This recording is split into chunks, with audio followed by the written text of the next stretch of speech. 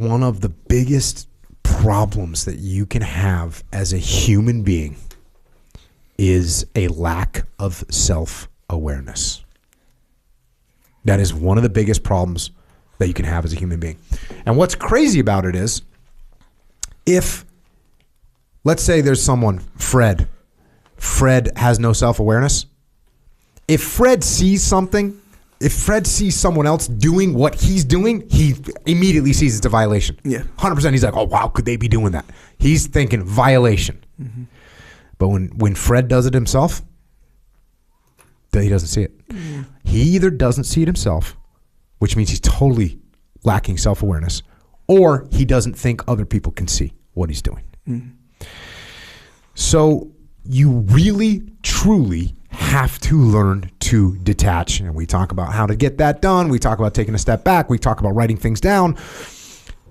We talk about ways to separate your actions from your assessment of those actions. We talk about ways to separate what you're doing and pulling yourself out so you can actually see what you're doing and not be the one doing it. So you can, like Fred, when the time calls for it, you can say, oh, I'm violating basic principles right now. I'm being dumb. Yeah. If you think right now, if you're listening and you think like, oh, I don't ever lose self-awareness, this is for you. Mm. That's a little mind trick that's happening, right? Where you think you always can see everything. That's when you actually can't. Mm. If you think that no one can ever see the moves that you're making, this is for you.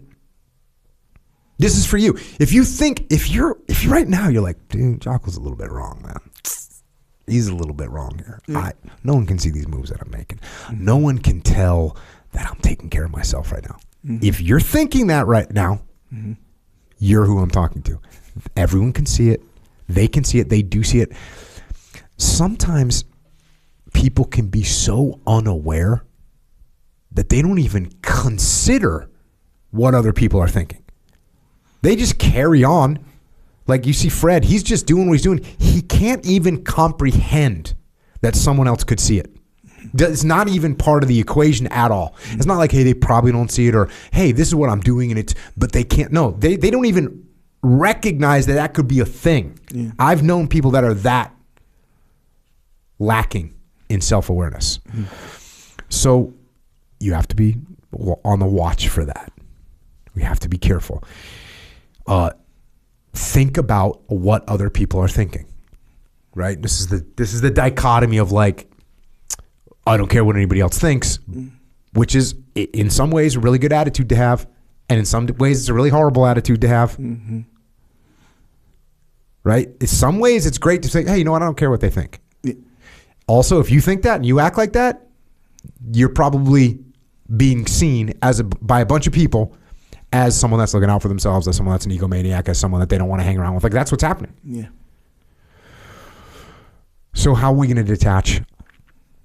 I always talk about writing as a tool for detachment, because when you write things down, you are physically detached. You can see the words on the page now.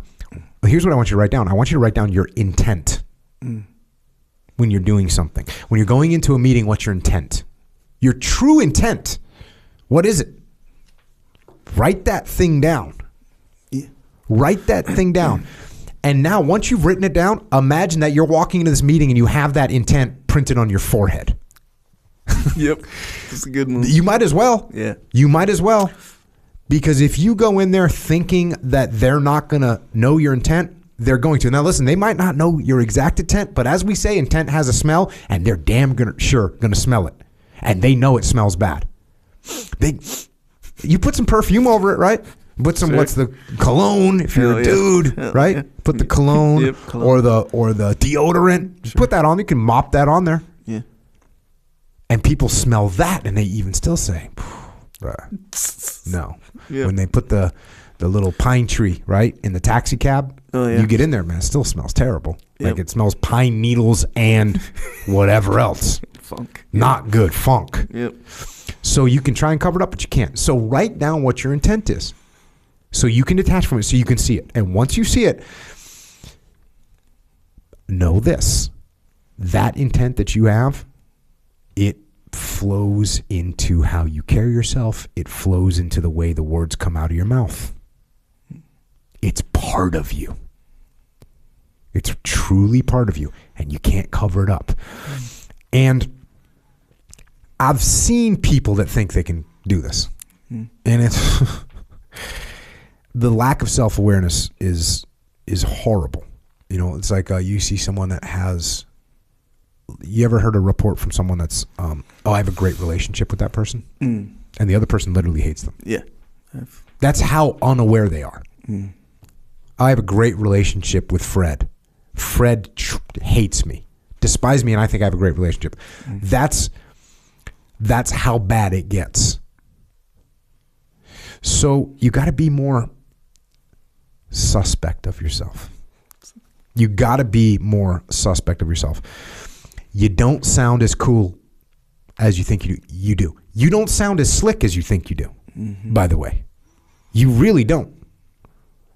Right? I talk about Meryl Streep and Robert De Niro. You're not Meryl Streep. You're not Robert De Niro. You're not acting. You're not fooling anybody.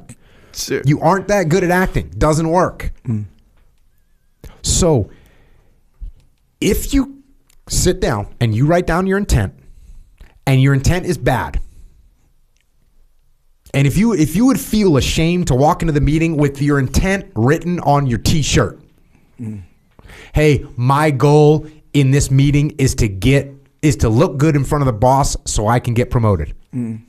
If that's what your intent is, and listen, everybody knows it. If that's what your intent is, you need to do some soul searching and change your intent. Your intent is bad. Your intent is bad.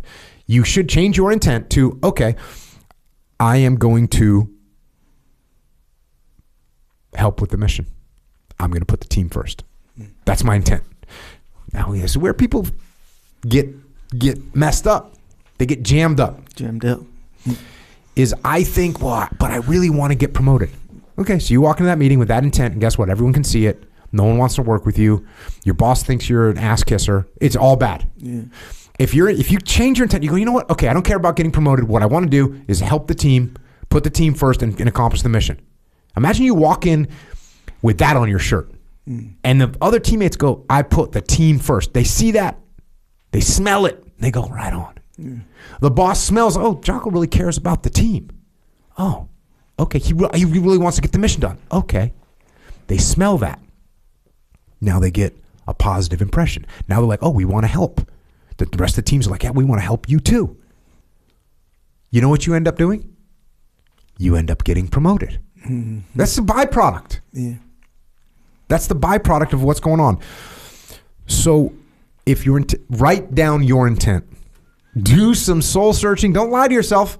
Don't lie on that piece of paper. By the way, this is the kind of piece of paper you better hide, right? Because you don't want your freaking, someone rummaging through your office and they say, my intent for this meeting is to get promoted. Right? Gotta watch out. So write down your intent. And if your intent is not a pure, positive, selfless intent, become a better person. Become a better person. And that will absolutely help you. It'll help your team. It'll help you accomplish the mission. And it'll help you win. So there you go. Something to think about. Yeah, we talk about like obvious little things like name dropping and like someone trying to one up somebody, whatever. It's like this is all like I used to have conversations with my brother about this kind of stuff where so he would start debates with people. Oh yeah, Jay Charles. Yeah, and 100%. After a while, like, and let's face it, sometimes it's fun. It depends on who you're hanging around with. But sometimes, straight up, like some people don't want that. Some people. Hey, most people are cool with it for half an hour. Yeah, more like 10 minutes. But yeah, you make a good point. But put it this way: the point is, different people like it to varying degrees, right? Some people, but they don't like that stuff, right? Yeah. And after a while, it's kind of like, hey, you might rub people the wrong way. It's always trying to start debating and wait, but So anyway, we'd have these conversations when I talk to him about that kind of stuff. And the way I put it, which actually you put it better, but the way I put it is what you're saying is correct. Like the words that you're saying, like all your little points that you're making, that's all correct. So what you're saying is right, but what you're doing is wrong. And he's like, oh yeah. And then I'm like, so why the heck? Because I'm sure I've done it before too. I'm sure, like, it's not like this rare thing. So I'm thinking, why is that kind of hard sometimes? And the intent, having a smell, is the perfect way to put it, because it doesn't have a look. It doesn't have a sound, maybe some tones here and there, but you can more smell it than anything. Yeah, and even the words can be the opposite of the smell, but the smell matters. Exactly right. The smell matters more. And that was part of my point when I said what you're saying is literally correct, what you're saying, but what you're doing is wrong. So this is why it's hard. This is why I think, anyway, because you sometimes don't even consciously, you're not thinking of your intent. Sometimes you are, but sometimes you're not. The thing is, it doesn't matter, but because you think it's in your head, they can't see it. They can't hear it. All they can hear is your words, right? So you think there's the message. Yep. There's a message they're picking up on, right? That stinks. Meanwhile, it stinks badly too. And, and so, yeah, that's like the good way to put it, where it's like, it has a smell, and no matter what you do, no matter how you cover it up. I like the cologne analogy too, because when you put cologne on that stink, it's just yet another stink smell. And it's actually worse because now they picked up on your original intent and the fact that you're trying to cover it up with some other disingenuous stuff. So it's like, man, we got to keep that under wraps, man. And I guess that's like an exercise, right? Like you got to kind of. Well, that's the exercise. Write it down. Yeah. That's the exercise. And what's interesting is, like you said, a lot of times people don't even recognize that they have an intent, but you do. Yeah. It's running there's a decent chance that it's running in the background. Yeah. Like the operating system is running in the background for this meeting, for this life, for this job, this family. Like imagine you're going to talk to your wife and you have your intent written on your head. Right? Yeah, sure. You see what I'm saying? Yep. And she's going to smell that. Yeah. And if it's not a good intent, she's going to know. Yeah. Your kids, same thing. They're going to know.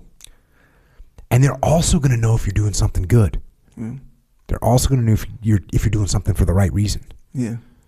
Let's say you're working with somebody, maybe